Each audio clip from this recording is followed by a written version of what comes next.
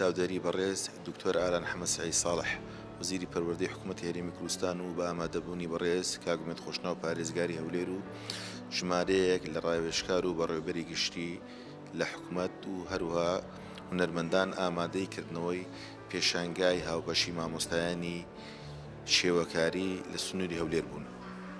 دیارە و پێشانگایە لەژێر ناونیشانی هونەر لە نێوان دوێنێ ئەوڕۆدا بوو.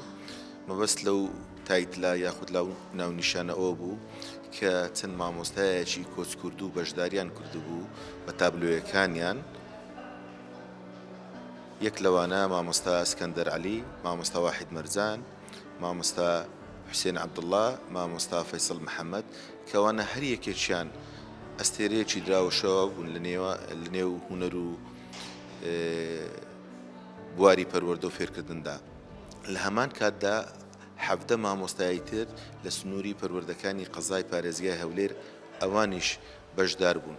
پێشانگایەکە هەمەڕەنگ بوو، دەتوانم بڵێم زۆربەی قوتابخانەکانی شێوەکاری تێدا دەبیندرا، لەوانە قوتابخانەی ئەبستراک و سوریالی و ڕیالیزم و واقعی و کاری حەرق و کۆلاج و حەدیث فرە قوتابخانە بوو. پێشانگایەکە دەستخۆشی لەسەر جەم مامۆستایان دەکەم و ئەوەی کە جێی دڵخۆشیشە جەنابی وەزیری پەروەردە هەمیشە پشتیوان و پاڵپشت بووە لە بۆ ئەو جۆرە چالاکانەمان.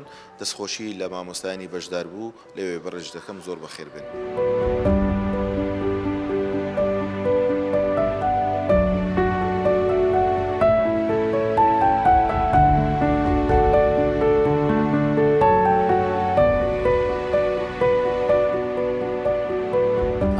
سەرپەرشتی چالاکی قوتابخانەکانی بەڕێوەبەری گشتی پەروەردەی هەولێر پیشانگایکی شێوەکاری بۆ کۆمەڵێک هونەرمەند کردەوە. هونەر لە نێوان دوێنێ و ئەمڕۆدا بەڕاستی جیاوازی پیشانگاکە لە پیشانگاکەتی ئەو بوو کەوا کۆمەڵە هونەرمەندی بە ئەزمون کۆچی دوایان کردێت تێدا بەشدار بوون کە ئەمەش دەبێتە تێلەشێشێک لەگەر هونەرمەندانی گەنج و هونەرمەندانی پیر، یعنی ئەمە ئەوانی کەوا کۆچیان کردی ئەزمونی وان دەبینین دەبێتە ینی پاشخانێک لە بۆ ئەومە کەوا سوودی لێبینی کەوا هونەرمەندانی خۆمە مامۆستایانی مە چۆن ئیشیان کردیە.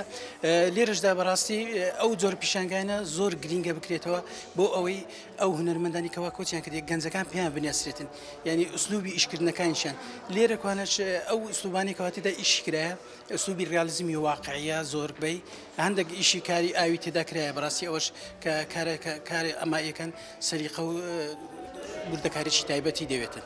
گرینگە ساڵانە ینی وەزارەتی پەروەردە ئەو مامۆستایانێکەوە دەزڕەنجینی هونەرمەند لە نێوەندەکانی خوێندن پیشانگە نەک جارێکن دەیان جار پیشانگای لەوە بکرێتەوە و ئەو پیشانگایانش ببتە داهاتێک لە بۆ ئەو هونەرمەندێکەوە ئیش دەکەن. بە خۆمان زانی هونەرمەند هیچ داهاتێکی نییە. لێرەوەش داوا لە دەستگاکانی حکوومەت دەکەم، ئەمە قونسلی بیانی و میوانی بیانیمان زۆرە، ئەو تابلویانی خۆمان بکڕێتەوە حکوومەتی هەرێمی کوردستان، یعنی وەکو دیاری بدرێتە ئەو میوانانە بیانێنێ ئەو وەفدانەی کەوا دێن بە دیاری پێیان بدرێتن. بەڵێ زیاتر ئیشی سروشتی تێدا بەڕاستی ئەو ئیشی بە قوتابخانەی ریالیزمی و واقعی تێدا ئیش دەکرێتن.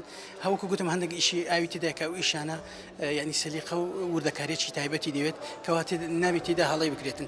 بەس بە گشتی پیشانگاکە پیشانگایەکی جوانە، ئیشەکان زۆری واقعیە، واقعی کوردستانە، سروشتی کوردستانە. بەڕاستی دەستخۆشی لە هونەرمەندە بەشداروەکانیش دەکەم.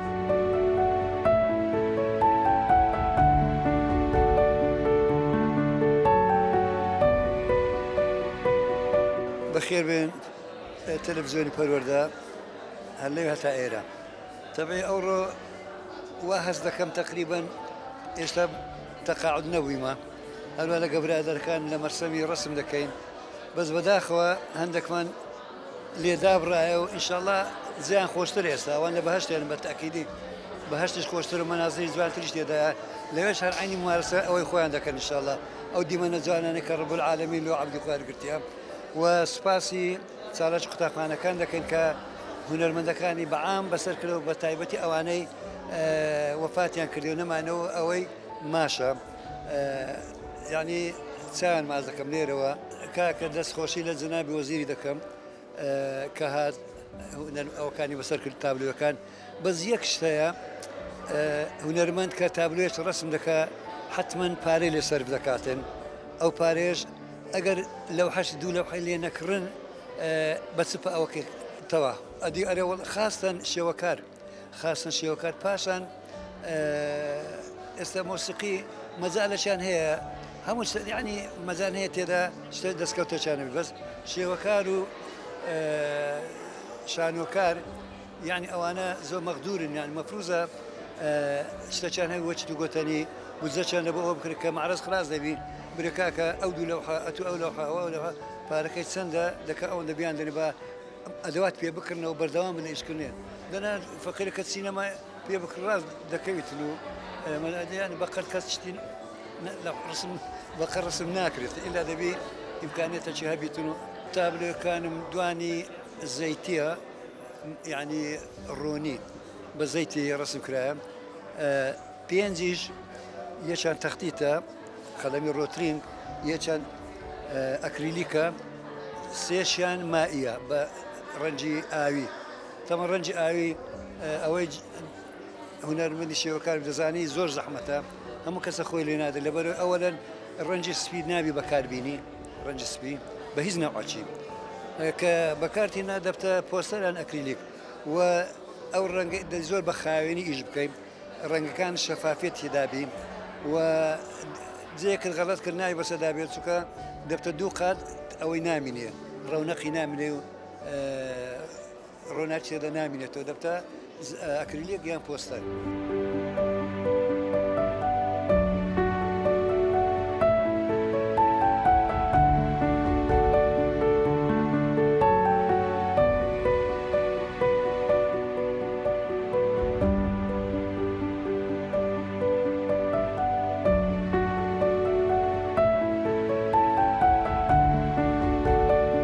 کە بەشداریم کردیە بە 4 تابلۆ لەم پیشانگایە بریتی بوو لە 21 هونەرمەند چاریان کۆچی دوایان کردووە لە ژێر ناونیشانە پیشانگاکەش لە ژێر ناونیشانی هونەر دوێنێ و ئەمڕۆ کە ڕێزمان لەو شخصانە گرت کە کۆچ دوایشیان کردووە بەڵام شتێکی جوان لە پاشە خۆیان بەجێیان هێشتووە ئینسان شانازی پێوە دەکە و پیشانگایکە بریتی بوو لە 68 لەوحە 21 هونەرمەند وەک بەخۆم بەشداری ئەم پیشانگام کرد بە ستایلێکی نوێ کە میکسە مابینی ئەبستراک و کۆڵینگ ئەو مامۆستایانەش هەموو ینی بە مامۆستای وەزارەتی پەروەردەنە و لێرە لەبیر نەکەم ئاماژە بەوەی بکەم زۆر سوپاسی کەنال 24 دەکەین لە بۆ ئەم پیشانگایکە بە خۆیان سپۆنسەری ئێمە بوون زۆر سوپاسیان کەین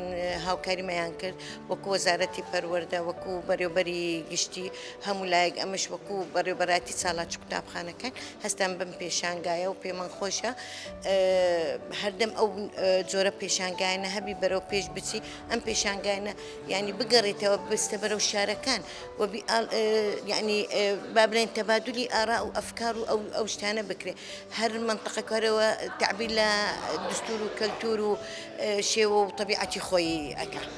ئەمە وەک چالاک قوتابخانەکان ساڵانە پیشانگامان هەیە بەڵام ئەو زارە پیشانگایەکەمان زۆر تایبەتە لەبەرەوەی چەند مامۆستایەکی کۆچ کردومان لەگەڵا یەک لەوانە مامۆستا فەیسەڵ و مامۆستا واحد مەرزانی ڕەحمەتی و مامۆستا حسێن عەبدوڵڵا و مامۆستا چەتۆ لە ژیاندا مایە زۆر بەتەمەنە حەزمان کرد ئەوزارە فکرەکەوا بێتن چەند گەنجێکی هونەرمەند لەگەڵ کۆچکردوەکان نمایش بکەین.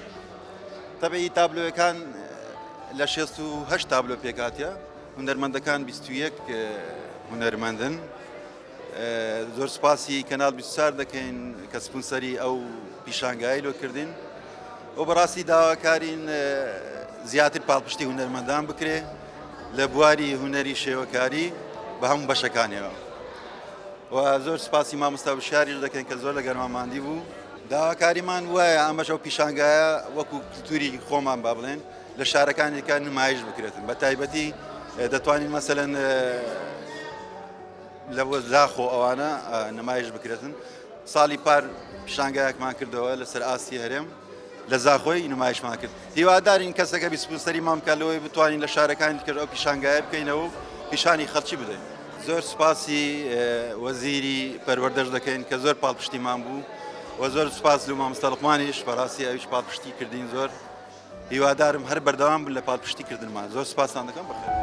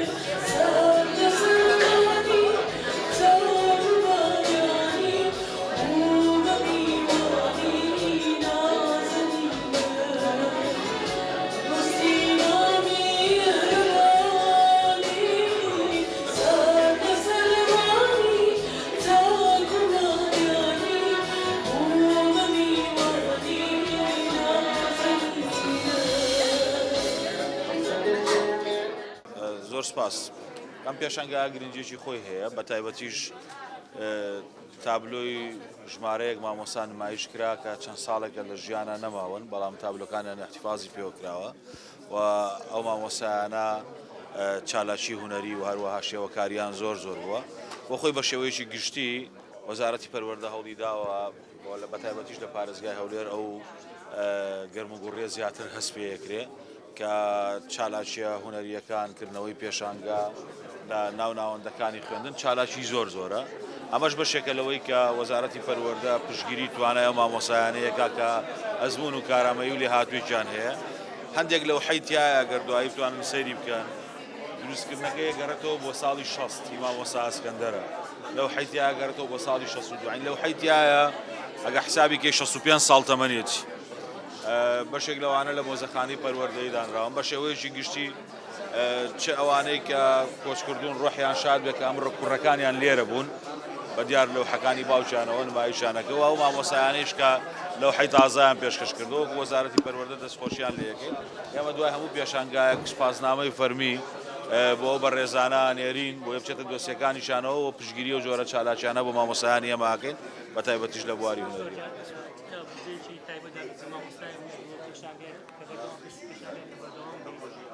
لە ڕێنمایەکانی وەزارەتی پەروەردە لە پارەی فرۆشگاکان بودجەیەک هەیە لە لای بەڕێوەبەرایەتی گشتی پەروەردەی هەر پارێزگایەک کە کاتە لە 103 بۆ پاڵپشتی چالاکی وەرزشی و هەروەها چالاکی هونەری. وەکو وەزارەتی پەروەردەش ئێمە پاڵپشتیانی ناڵەمە هەردوو حاڵەتەکەمان هەیە، چەوەکو وەزارەت چەوەکو تەربیەی گشتی پارێزگاکە. زۆر سوپاس.